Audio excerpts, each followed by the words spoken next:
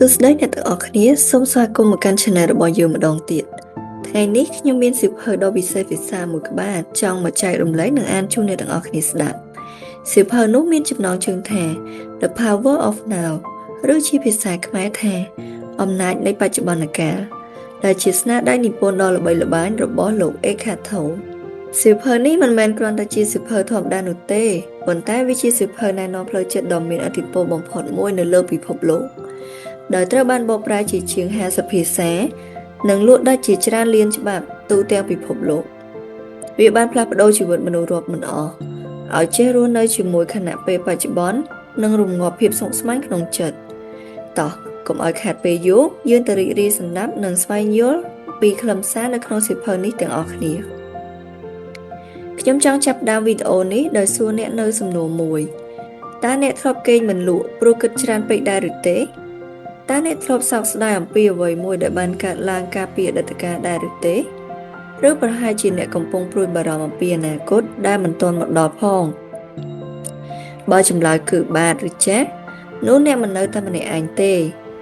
មនុស្សរាប់លានអ្នកនៅលើពិភពលោកកំពុងរស់នៅជាមួយភាពតានតឹងការថប់បារម្ភភាពឯកោនិងអារម្មណ៍ថាជីវិតខ្វះសេចក្តីសុខ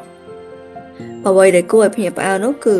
មនុស្សជាច្រើនគិតថាបញ្ហារបស់ពួកគេគឺកើតចេញពីការងារលុយស្នេហាឬបញ្ហាគ្រួសារប៉ុន្តែពេលខ្លះប្រភពពិតប្រាកដនៃការឈឺចាប់មិនមែននៅខាងក្រៅទេវាស្ថិតនៅក្នុងគំនិតរបស់យើងផ្ទាល់ថ្ងៃនេះយើងនឹងនិយាយអំពីគំនិតដ៏សាមញ្ញមួយប៉ុន្តែអាចផ្លាស់ប្ដូរជីវិតរបស់អ្នកបានគឺការរៀនរស់នៅក្នុងពេលនេះមិនមែនថ្ងៃស្អែកមិនមែនម្សិលមិញតែពេលនេះហើយប្រសិនបើអ្នកអាចយល់ពីគំនិតនេះបានពិតប្រាកដអ្នកប្រហែលជានឹងឃើញថាសន្តិភាពដែលអ្នកកំពុងស្វែងរកមិនបានបាត់ទៅណាឡើយវានៅទីនេះជានិច្ចនៅក្នុងពេលបច្ចុប្បន្ននេះដូច្នេះចូលអង្គុយឲ្យស្រួលហើយចាប់ផ្ដើមដំណើរយើងទាំងអស់គ្នាជំពូកទី1ហេតុអ្វីមនុស្សភាគច្រើនរស់នៅក្នុងទុក្ខសូមគិតមួយផ្លែតនៅពេលដែលអ្នកកំពុងមានអារម្មណ៍តានតឹងតើអ្នកកំពុងគិតអំពីអ្វីភាគច្រើនអ្នកកំពុងគិតអំពីរឿងដែលបានកើតឡើងរួចហើយឬរឿងដែលអាចកើតឡើងនៅថ្ងៃខាងមុខកម្រណាស់ដែលយើងទទួលទុកដោយសារពេលបច្ចុប្បន្នពិតប្រាកដស្រមៃថាអ្នកកំពុងអង្គុយនៅក្នុងបន្ទប់មួយអ្នកមានអាហារគ្រប់គ្រាន់អ្នកមានខ្យល់ដកដង្ហើមរាងកាយរបស់អ្នកមានសុវត្ថិភាពនៅក្នុងពេលនេះតើមានបញ្ហាអ្វីកំពុងកើតឡើងមែនទេជាញឹកញាប់ចម្លើយគឺគ្មានទេប៉ុន្តែភ្លាមគំនិតចាប់ផ្ដើមនិយាយចុះបើខ្ញុំបរាជ័យចុះបើគេមិនចូលចិត្តខ្ញុំចុះបើខ្ញុំបាត់បង់ការងារហេតុអ្វីខ្ញុំធ្វើកំហុសបែបនោះហើយក្នុងរយៈពេលប្រមាណវិនាទីប៉ុណ្ណោះយើងបានបង្កើតទុកនៅក្នុងចិត្តរបស់ខ្លួនមិនមែនដោយសារពិភពលោកទេតែដោយសារគំនិតនេះមិនមែនមានន័យថាបញ្ហាក្នុងជីវិតមិនពិតប្រាកដទេប៉ុន្តែវាមានន័យថាយើងតែងតែបន្ថែមទុកបន្ថែមទៅលើបញ្ហានោះតាមរយៈការគិតច្រើនពេកជំពូកទី2អន្ទាក់នៃអតីតកាលអតីតកាលគឺជាអ្វីដែលមនុស្សជាច្រើនរស់នៅជាមួយវាជារៀងរាល់ថ្ងៃមនុស្សខ្លះនៅតែឈឺចាប់ដោយសារពាក្យសម្ដីដែលនរណាម្នាក់បាននិយាយកាលពី10ឆ្នាំមុនមនុស្សខ្លះនៅតែសោកស្ដាយចំពោះឱកាសដែលខ្លួនបានបាត់បង់មនុស្សខ្លះនៅតែស្ដីបន្ទោសខ្លួនឯងចំពោះកំហុសដែលបានកើតឡើងរួចប៉ុន្តែសូមគិតមើលតើអ្នកអាចផ្លាស់ប្ដូរអតីតកាលបានទេចម្លើយគឺមិនបានទេអតីតកាលគ្រាន់តែជាការចងចាំវាមិនអាចត្រឡប់មកវិញបានទេប៉ុន្តែគំនិតរបស់យើងតែងតែធ្វើដំណើរត្រឡប់ទៅទីនោះហើយរាល់ពេលដែលយើងត្រឡប់ទៅទីនោះយើងកំពុងរស់ឡើងវិញនូវការឈឺចាប់ដដែលដូចជាមនុស្សម្នាក់ដែលមានរបួសគាត់មិនត្រឹមតែបន្ទុកឲ្យរបួសជាសះស្បើយប៉ុណ្ណោះទេថែមទាំងបន្តបករបួសនោះជារៀងរាល់ថ្ងៃទៀតផងតើរបួសនោះអាចជាសះស្បើយបានដែរឬទេមិនបានទេដូចគ្នានេះដែរពេលអ្នកបន្តរស់នៅក្នុងអតីតកាលអ្នកកំពុងបដិសេធសន្តិភាពដែលមាននៅក្នុងពេលបច្ចុប្បន្នជំពូកទី3អន្ទាក់នៃអនាគតឥឡូវនេះយើងចូលនិយាយអំពីអនាគតមនុស្សជាច្រើនជឿថាពួកគេនឹងមានសុភមង្គលនៅថ្ងៃណាមួយនៅពេលមានលុយច្រើនជាងនេះនៅពេលមានផ្ទះធំជាងនេះនៅពេលមានតំណែងល្អជាងនេះនៅពេលមនុស្សរកឃើញមនុស្សដែលត្រឹមត្រូវម្នាក់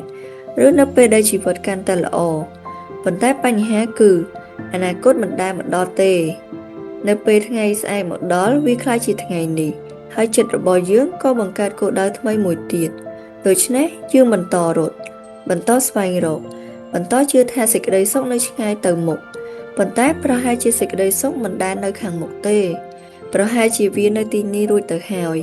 យើងគ្រាន់តែមិនបានយកចិត្តទុកដាក់ជំពូកទី4តើអ្វីទៅជាពេលបច្ចុប្បន្ន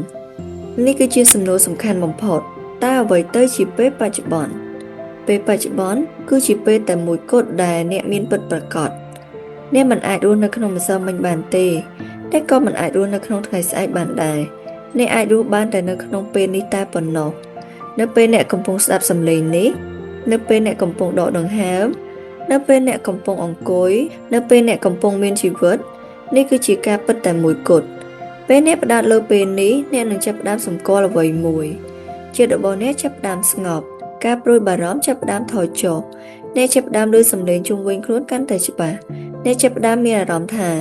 ជីវិតកំពុងកើតឡើងនៅទីនេះមិនមែននៅក្នុងគំនិតរបស់អ្នកទេហើយប្រហែលជាលើកដំបូងក្នុងរយៈពេលយ៉ាងយូរអ្នកចាប់ផ្ដើមមានអារម្មណ៍ថាសុខសាន្តមិនមែនដោយសារបញ្ហាទាំងអស់បានបាត់ទៅទេប៉ុន្តែដោយសារតែអ្នកឈប់បន្ថែមទុកទៅលើបញ្ហាទាំងនោះអ្នកគ្រាន់តែមានវត្តមានអ្នកគ្រាន់តែនៅទីនេះហើយពេលខ្លះនោះគឺវាគ្រប់គ្រាន់ទៅហើយក្នុងភាគបន្ទាប់យើងនឹងស្វែងយល់អំពីសម្លេងនៅក្នុងក្បាលរបស់យើងហេតុអ្វីបានជាវាមិនដែលឈប់និយាយនិងរបៀបដែលយើងអាចរំដោះខ្លួនចេញពីការគ្រប់គ្រងរបស់វាដើម្បីរស់នៅដោយសន្តិភាពនិងសេរីភាពផ្លូវចិត្តកាន់តែខ្លាំងសម្លេងនៅក្នុងក្បាលរបស់យើងនិងវិធីដោះស្រាយខ្លួនយើងចេញពីការគិតមិនចេះចប់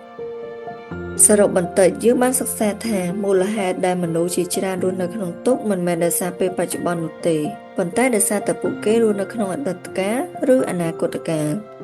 យើងបានរៀនថាពេលវេលាតែមួយគត់ដែលយើងមានពិតប្រាកដគឺពេលនេះ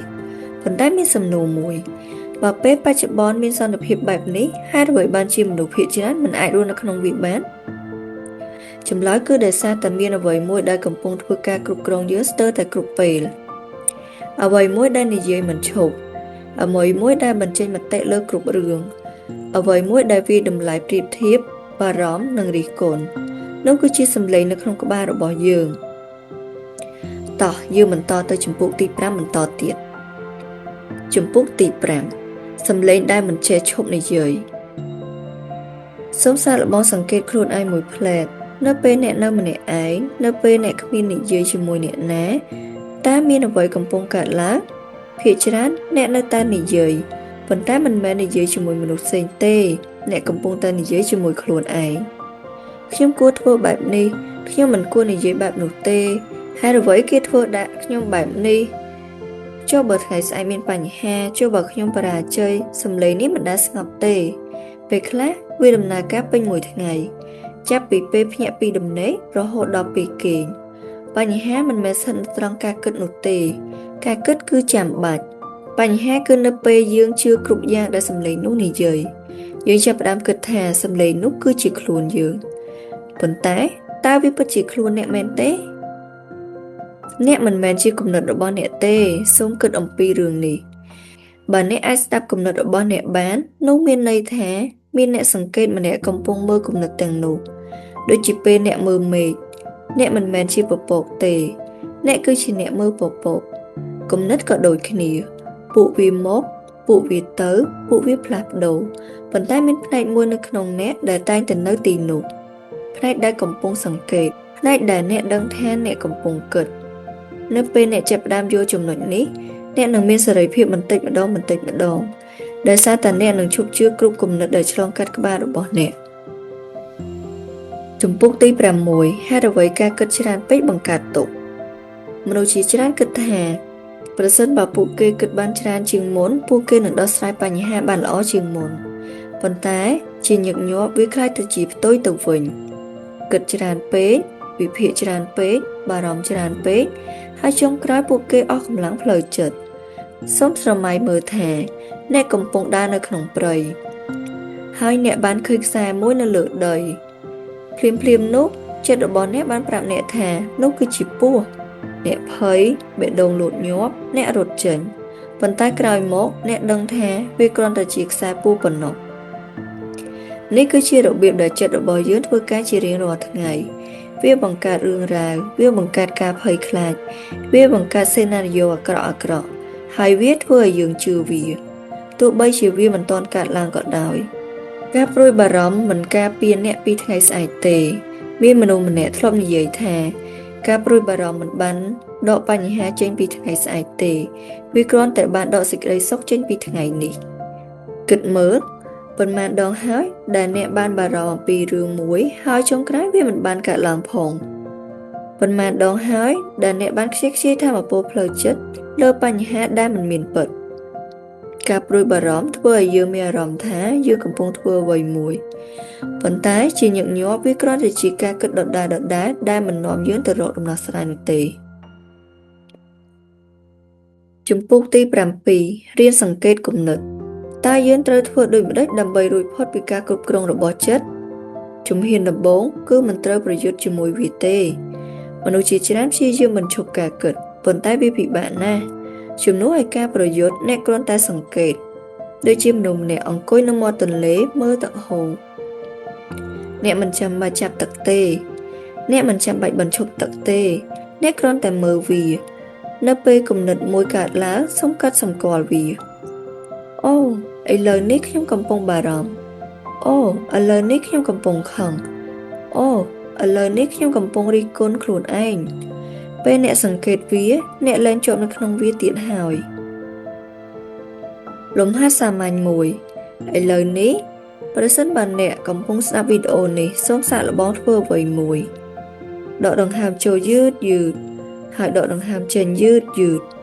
សង្កេតអារម្មណ៍នៃខ្យល់ដែលចូលនិងចេញត្រឹមតែ10វិនាទីប៉ុណ្ណោះគ្មានអ្វីត្រូវជួសជុល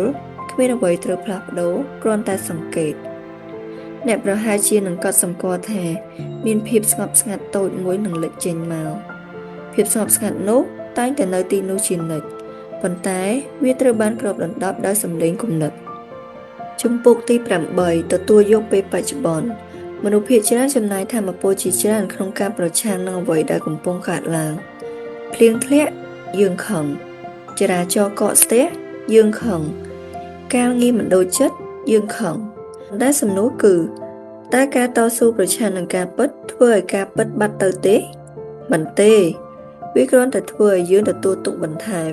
ការទទួលយកមិនមែនមានន័យថាបោះបង់ចោលទេវាមិនមែនមានន័យថាអ្នកពេញចិត្តគ្រប់យ៉ាងនោះទេវាគ្រាន់តែមានន័យថាអ្នកទទួលស្គាល់ការពិតនៃពេលនេះមុននឹងសម្រេចចិត្តថាត្រូវធ្វើអ្វីបន្ទាប់នៅពេលអ្នកឈប់ប្រឆាំងនឹងពេលបច្ចុប្បន្នអ្នកនឹងមានថាមពលកាន់តែច្រើនដើម្បីដោះស្រាយបញ្ហា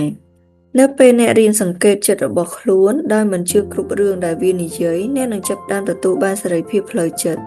ហើយនៅពេលដែលអ្នកទទួលយកពេលបច្ចុប្បន្នដោយមិនប្រឆាំងនឹងវាអ្នកនឹងឃើញសន្តិភាពដែលអ្នកបានស្វែងរកជាយូរមកហើយនៅក្នុងភាគបន្ទាប់យើងនឹងស្វែងយល់អំពីការឈឺចាប់ផ្លូវចិត្តដែលយើងដឹកមកតាមខ្លួនទំនាក់ទំនងរវាងអារម្មណ៍និងអតីតកាលព្រមទាំងរបៀបសេចក្តីសុខពិតប្រាកដនៅក្នុងជីវិតប្រចាំថ្ងៃសូមបន្តតាមដានជួនកាលការផ្លាស់ប្ដូរជីវិតមិនចាប់ផ្ដើមពីការធ្វើអ្វីធំដុំទេវាចាប់ផ្ដើមពីការភ្ញាក់ដឹងខ្លួនចំពោះពេលនេះតើអ្នកធ្លាប់មានអារម្មណ៍បែបនេះទេពេលខ្លះមានរឿងតូចមួយកើតឡើងប៉ុន្តែវាធ្វើឲ្យអ្នកខឹងខ្លាំងជាងអ្វីដែលគួរខឹងទៅទៀតពេលខ្លះមាននរណាម្នាក់និយាយពាក្យមួយម៉ាត់ប៉ុន្តែវាធ្វើឲ្យអ្នកឈឺចាប់ពេញមួយថ្ងៃពេលខ្លះអ្នកមានអារម្មណ៍ថាសោកសៅឯកោឬធុញថប់ដែលមិនដឹងថាមូលហេតុមកពីអ្វីមនុស្សជាច្រើនគិតថាអារម្មណ៍ទាំងនោះកើតឡើងដោយសារអ្វីដែលកំពុងកើតឡើងនៅពេលនេះប៉ុន្តែជាញឹកញាប់វាមានប្រភពមកពីអ្វីដែលយើងបានដឹកតាមខ្លួនជាយូរមកហើយដូចជាការយួរកាបូបមួយដែលពោរពេញទៅដោយថ្មធ្ងន់យើងដឹកវាជារៀងរាល់ថ្ងៃដល់ពេលយូរទៅយើងភ្លេចថាវានៅលើស្មារបស់យើងផងយើងនឹងស្វែងយល់អំពីរបៀបដែលអតីតកាលរស់នៅក្នុងចិត្តរបស់យើងនិងរបៀបដែលយើងដោះលែងខ្លួនពីទម្ងន់នោះតោះយើងបន្តទៅមុខទៀតជំពូកទី9ការឈឺចាប់មិនទាន់បានជាសះស្បើយគ្រប់មនុស្សសុទ្ធតែធ្លាប់រងរបួសផ្លូវចិត្តអ្នកខ្លះធ្លាប់ត្រូវគេបដិសេធអ្នកខ្លះធ្លាប់បាត់បង់មនុស្សជាទីស្រឡាញ់អ្នកខ្លះធ្លាប់បរាជ័យ អ្នកខ្លះធ្លាប់ត្រូវគេមើលងាយអ្នកខ្លះធ្លាប់មានអារម្មណ៍ថាខ្លួនមិនល្អគ្រប់គ្រាន់ពេលព្រឹត្តិការណ៍ទាំងនោះកើតឡើងវាបង្កើតស្នាមរបួសនៅក្នុងចិត្តប៉ុន្តែបញ្ហាគឺមនុស្សភាគច្រើនមិនដែលព្យាបាលរបួសនោះទេពួកគេគ្រាន់តែព្យាយាមរត់គេចពីវាពួកគេបំបែកអារម្មណ៍ខ្លួនឯងជាមួយនឹងការងារជាមួយទូរស័ព្ទជាមួយបណ្ដាញសង្គមជាមួយភាពរវល់ប៉ុន្តែរបួសនៅតែមានហើយនៅពេលដែលរឿងស្រដៀងគ្នាកើតឡើងម្ដងទៀតរបួសចាស់នោះក៏ត្រូវបានបើកឡើងវិញហើយអ្វីបានជាយើងប្រតិកម្មខ្លាំងពេកសូមស្រមៃថាមានមនុស្សម្នាក់រិះគន់អ្នកពាក្យសម្ដីរបស់គេប្រហែលជាត្រឹមតែពី3ម៉ាត់ប៉ុណ្ណោះប៉ុន្តែអ្នកខឹងខ្លាំងណាស់សំណួរគឺតើអ្នកខឹងដោយសារពាក្យសម្ដីនោះតែមួយមុខមែនទេឬពាក្យសម្ដីទាំងនោះបានប៉ះទៅលើរបួសចាស់មួយដែលនៅតែមិនទាន់ជាសះស្បើយជាញឹកញាប់វាគឺជាជំរើសទី2មនុស្សមិនតែងតែឈឺចាប់ដោយសារតែអ្វីដែលកំពុងកើតឡើងនោះទេពួកគេឈឺចាប់ដោយសារតែអ្វីដែលជាព្រឹត្តិការណ៍នោះរំលឹកពួកគេជំពូកទី10ឈប់រត់គេចពីអារម្មណ៍របស់ខ្លួនមានអ្វីមួយដែលមនុស្សភាគច្រើនខ្លាចវាមិនមែនជាការបរាជ័យទេវាមិនមែនជាការបាត់បង់ទេវាគឺជាការអង្គុយនៅស្ងៀមៗជាមួយអារម្មណ៍របស់ខ្លួនយើងមិនចូលចិត្តមានអារម្មណ៍សោកសៅយើងមិនចូលចិត្តមានអារម្មណ៍ភ័យខ្លាចយើងមិនចូលចិត្តមានអារម្មណ៍ឯកោដូច្នេះយើងព្យាយាមរត់គេចប៉ុន្តែមានច្បាប់មួយនៃជីវិតអ្វីដែលអ្នករត់គេចវានឹងរត់ដេញតាមអ្នកអ្វីដែលអ្នកប្រឈមមុខវានឹងចាប់តាមបាត់បង់អំណាចលើអ្នកពេលអ្នកមានអារម្មណ៍សោកសៅកុំបញ្ញាប់រត់គេចពីវាសូមសង្កេតវាសូមមានវត្តមានជាមួយវាសូមសួរខ្លួនឯងថាតើខ្ញុំកំពុងមានអារម្មណ៍អ្វីតើអារម្មណ៍នេះនៅកន្លែងណាក្នុងរាងកាយរបស់ខ្ញុំតើខ្ញុំអាចអនុញ្ញាតឲ្យវានៅទីនេះបានទេដោយមិនវិនិច្ឆ័យវាជាញឹកញាប់អារម្មណ៍ដែលយើងខ្លាចបំផុតគឺអារម្មណ៍ដែលចង់ឲ្យយើងស្ដាប់វាប៉ុណ្ណោះជំពូកទី11ភាពជាខ្លួនឯងដែលយើងបង្កើតតាំងពីក្មេងមកយើងបានបង្កើតរូបភាពមួយអំពីខ្លួនឯងខ្ញុំជាមនុស្សបែបនេះខ្ញុំមិនមែនជាមនុស្សបែបនោះទេខ្ញុំជោគជ័យខ្ញុំបរាជ័យខ្ញុំឆ្លាតខ្ញុំមិនស្អាតខ្ញុំមិនល្អគ្រប់គ្រាន់បន្តិចម្ដងរឿងរ៉ាវទាំងនេះក្លាយជាអត្តសញ្ញាណរបស់យើងប៉ុន្តែតើវាជាការពិតទាំងអស់មែនទេឬវាគ្រាន់តែជារឿងដែលយើងប្រាប់ខ្លួនឯងម្ដងហើយម្ដងទៀតបញ្ហាគឺនៅពេលយើងភ្ជាប់ខ្លួនជាមួយរឿងរ៉ាវទាំងនោះខ្លាំងពេកយើងចាប់ផ្ដើមការពារវាយើងខ្លាចការរិះគន់យើងខ្លាចការបដិសេធយើងខ្លាចការបរាជ័យដោយសារតែយើងគិតថាវាគំរាមកំហែងដល់អត្តសញ្ញាណរបស់យើងប៉ុន្តែអ្នកមានតម្លៃលើសពីរឿងរ៉ាវដែលអ្នកប្រាប់ខ្លួនឯងអ្នកមានតម្លៃលើសពីជោគជ័យនិងបរាជ័យអ្នកមានតម្លៃលើសពីមតិរបស់អ្នកដទៃជំពូកទី12សេចក្តីសុខមិនមែនជាគោលដៅទេមនុស្សភាគច្រើនរស់នៅដោយជឿថាថ្ងៃណាមួយខ្ញុំនឹងសប្បាយចិត្តពេលខ្ញុំមានលុយគ្រប់គ្រាន់ពេលខ្ញុំទិញផ្ទះបានពេលខ្ញុំមានគ្រួសារពេលខ្ញុំសម្រេចគោលដៅនេះប៉ុន្តែបញ្ហាគឺគោលដៅថ្មីតែងតែលេចឡើងហើយសេចក្តីសុខតែងតែស្ថិតនៅឆ្ងាយមួយជំហានប្រសិនបើអ្នកមិនអាចរកសន្តិភាពនៅក្នុងថ្ងៃនេះបានទេអ្នកក៏ពិបាករកឃើញវានៅថ្ងៃស្អែកដែរនេះមិនមែនមានន័យថាកុំមានគោលដៅទេអ្នកអាចមានគោលដៅអ្នកអាចធ្វើការយ៉ាងលំបាកអ្នកអាចកសាងអនាគតដ៏អស្ចារ្យប៉ុន្តែកុំដាក់សេចក្តីសុខរបស់អ្នកជាចំណាប់ខ្មាំងរបស់អនាគតបញ្ជាក់កុំដាក់សេចក្តីសុខរបស់អ្នកជាចំណាប់ខ្មាំងរបស់អនាគតមេរៀនដ៏សាមញ្ញមួយសូមសួរខ្លួនឯងឥឡូវនេះបើគ្មានអ្វីផ្លាស់ប្ដូរនៅថ្ងៃនេះទេបើអ្នកនៅតែជាមនុស្សដដែលបើអ្នកនៅតែមានបញ្ហាដដែលតើអ្នកអាចរកឃើញសន្តិភាពតូចមួយនៅក្នុងពេលនេះបានដែរឬទេប្រហែលជាតាមរយៈការដកដង្ហើមប្រហែលជាតាមរយៈការស្ដាប់សំឡេងជុំវិញខ្លួនប្រហែលជាតាមរយៈការដឹងគុណចំពោះអ្វីដែលអ្នកមានសេចក្តីសុខមិនមែនតែងតែមកពីការទទួលបានអ្វីថ្មីនោះទេពេលខ្លះវាបានមកពីការមើលឃើញអ្វីដែលមានរួចហើយយើងបានរៀនថាការឈឺចាប់ជាច្រើនដែលយើងមានមិនមែនមកពីពេលបច្ចុប្បន្នទេវាមកពីរបួសចាស់ដែលយើងមិនទាន់បានដោះលែងយើងបានរៀនថាការរត់គេចពីអារម្មណ៍មិនធ្វើឲ្យវាបាត់បង់ទេ ហើយយើងបានរៀនថាសេចក្តីសុខពិតប្រាកដមិនមែនជាអ្វីដែលយើងត្រូវរងចាំនៅថ្ងៃស្អែកទេវាចាប់ផ្ដើមនៅពេលដែលយើងមានវត្តមានពេញលេញជាមួយវានៅថ្ងៃនេះបន្តិចទៀតនេះយើងនឹងបន្តទៅទៀតយើងនឹងនិយាយអំពីទំនាក់ទំនងស្នេហាការខឹងការអភ័យទោសនិងរបៀបដែលការរស់នៅពេលបច្ចុប្បន្នអាចផ្លាស់ប្ដូររបៀបដែលយើងតាក់ទងជាមួយមនុស្សជុំវិញខ្លួនព្រោះនៅទីបំផុតជីវិតមិនមែនគ្រាន់តែជាទំនាក់ទំនងរវាងអ្នកនិងគំនិតរបស់អ្នកទេវាក៏ជាទំនាក់ទំនងរវាងអ្នកនិងពិភពលោកផងដែរសូមបន្តតាមដានជួនកាលសេរីភាពរបស់យើងកំពុងស្វែងរកមិនមែននៅឆ្ងាយនោះទេវាកំពុងរង់ចាំយើងនៅក្នុងពេលនេះជំពូកបន្តបន្ទាប់យើងនឹងនិយាយអំពីទំនាក់ទំនងស្នេហានិងការអភ័យទោសនិងសន្តិភាពពិតប្រាកដ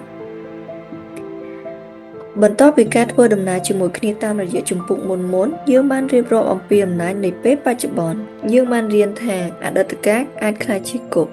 យើងបានរៀនថាការព្រួយបារម្ភអំពីអនាគតអាចលួចយកសេចក្តីសុខពីថ្ងៃនេះយើងបានរៀនថាយើងមិនមែនជាគំនិតរបស់យើងទេហើយយើងបានរៀនថាសន្តិភាពចាប់ផ្ដើមនៅពេលដែលយើងឈប់រត់គេចពីខ្លួនឯងប៉ុន្តែមានកន្លែងមួយដែលជាញឹកញាប់ធ្វើឲ្យយើងបាត់បង់វត្តមានច្រើនជាងគេនោះគឺទំនាក់ទំនងមិនថាជាទំនាក់ទំនងជាមួយគ្រួសារមិត្តភ័ក្តិដៃគូជីវិតឬមនុស្សជុំវិញខ្លួនទេជាញឹកញាប់កន្លែងដែលផ្ដល់សេចក្តីសុខបំផុតក៏ជាកន្លែងដែលបង្កើតការឈឺចាប់បំផុតដែរជំពូកទី13ហេតុអ្វីបានជាទំនាក់ទំនងជាច្រើនមានបញ្ហាមនុស្សភាគច្រើនចូលទៅក្នុងទំនាក់ទំនងដោយមានការរំពឹងទុកខ្ញុំចង់ឲ្យគេយល់ពីខ្ញុំចង់ឲ្យគេស្រឡាញ់ខ្ញុំចង់ឲ្យគេធ្វើឲ្យខ្ញុំសប្បាយចិត្តប៉ុន្តែពេលយើងដាក់បន្ទុកសេចក្តីសុខរបស់យើងទៅលើអ្នកដទៃយើងក៏កំពុងប្រគល់អំណាចទៅឲ្យពួកគេផងដែរគ្មានមនុស្សណាម្នាក់អាចបំពេញចន្លោះទទេនៅក្នុងចិត្តរបស់អ្នកបានទាំងស្រុងទេប្រសិនបើអ្នកមិនមានសុខសាន្តដោយខ្លួនឯងអ្នកនឹងយកភាពមិនសុខសាន្តនោះចូលទៅក្នុងគ្រប់ទំនាក់ទំនងមនុស្សម្នាក់ទៀតមិនអាចជួសជុលអ្វីដែលអ្នកមិនទាន់ជួសជុលនៅក្នុងខ្លួនអ្នកបានទេសិល្បៈនៃការស្ដាប់សូមគិតមើលនៅពេលមាននរណាម្នាក់កំពុងនិយាយជាមួយអ្នកតើអ្នកកំពុងតែស្ដាប់ពួកគេពិតប្រាកដមែនទេឬអ្នកកំពុងចាំវេនអ្នកនិយាយ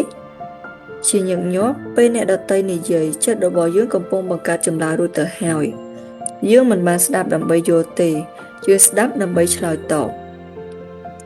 ប៉ុន្តែការមានវត្តមានជាមួយមនុស្សម្នាក់គឺជាអំណោយដ៏មានតម្លៃបំផុតដែលអ្នកអាចផ្ដល់ឲ្យគាត់បានពេលអ្នកស្ដាប់ដោយចិត្តបើកចំហនោះគឺជាពេលដែលទំនាក់ទំនងពិតប្រាកដកើតឡើងសិល្បៈនៃការស្ដាប់សូមគិតមើលនៅពេលមាននរណាម្នាក់កំពុងនិយាយជាមួយអ្នកតើអ្នកពិតជាកំពុងស្ដាប់ពួកគេទេឬអ្នកកំពុងរង់ចាំវេនអ្នកនិយាយម្ដងជាញឹកញាប់ពេលអ្នកដទៃនិយាយចិត្តរបស់យើងកំពុងបង្កើតចម្លើយរួចទៅហើយយើងមិនបានស្ដាប់ដើម្បីយល់ទេយើងស្ដាប់ដើម្បីឆ្លើយតបប៉ុន្តែការមានវត្តមានជាមួយមនុស្សម្នាក់គឺជាអំណោយដ៏មានតម្លៃបំផុតដែលអ្នកអាចផ្ដល់ឲ្យគាត់បានពេលអ្នកស្ដាប់ដោយមិនវិនិច្ឆ័យពេលអ្នកស្ដាប់ដោយមិនប្រញាប់ផ្ដល់ដំបូន្មាន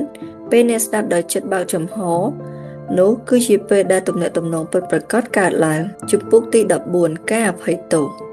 មនុស្សជាច្រើនកាន់ទុក្ខកំហឹងអស់រយៈពេលជាច្រើនឆ្នាំពួកគេគិតថាការមិនអភ័យទោសគឺជាការដាក់ទោសអ្នកដែលបានធ្វើឲ្យពួកគេឈឺចាប់ប៉ុន្តែជាញឹកញាប់អ្នកដែលទទួលទុក្ខជាងគេគឺខ្លួនយើងស្រមៃថាអ្នកកំពុងកាន់ដុំថ្មធ្ងន់មួយដុំអ្នកកាន់វារយៈពេល1វិនាទីវាមិនអីទេ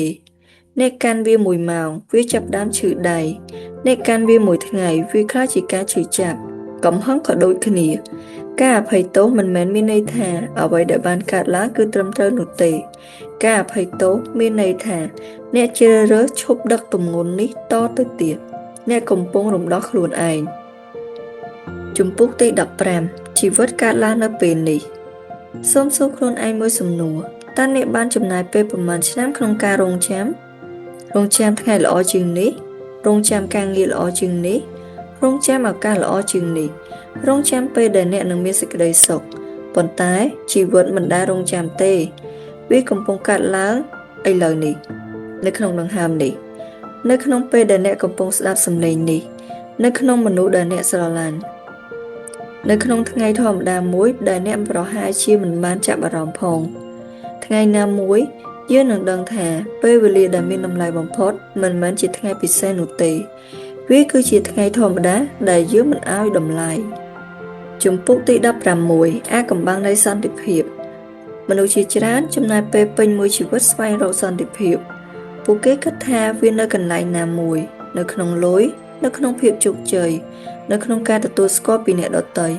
ប៉ុន្តែសន្តិភាពពិតប្រាកដមិនមែនជាអ្វីដែលអ្នកត្រូវបង្កើតទេវាជាអ្វីដែលនៅសល់នៅពេលសម្លេងរំខានក្នុងចិត្តអ្នកស្ងប់ចុះវានៅទីនោះជានិច្ចដូចជាមេឃនៅពីក្រោយពពកអាចមកពពកអាចទៅប៉ុន្តែមេឃនៅតែមានគំនិតនិងអារម្មណ៍របស់យើងក៏ដូចគ្នាពួកវាមកពួកវាទៅប៉ុន្តែមានភាពស្ងប់ស្ងាត់មួយនៅក្នុងយើងដែលមិនដែលបាត់ទៅណាទេសេចក្តីសន្និដ្ឋានធំរបស់សៀវភៅបន្ទាប់ពីដំណើរទាំងមូលនេះតាមមេរៀនធំបំផុតគឺជាអ្វីមេរៀនទី1អតីតកាលគឺជាការចងចាំមេរៀនទី2អនាគតគឺជាការស្រមៃមេរៀនទី3ពេលតែមួយគត់ដែលយើងមានពិតប្រាកដគឺពេលនេះមេរៀនទី4យើងមិនមែនជាគំនិតរបស់យើងទេមេរៀនទី5សេចក្តីសុខមិនមែនជាគោលដៅនៅថ្ងៃស្អែកទេវាជាវិធីដែលយើងរស់នៅថ្ងៃនេះមេរៀនទី6ការទទួលយកពេលបច្ចុប្បន្នគឺជាចំណុចចាប់ផ្ដើមនៃសេរីភាពផ្លូវចិត្តមុននឹងខ្ញុំបញ្ចប់វីដេអូនេះខ្ញុំចង់ឲ្យអ្នកធ្វើរឿងមួយ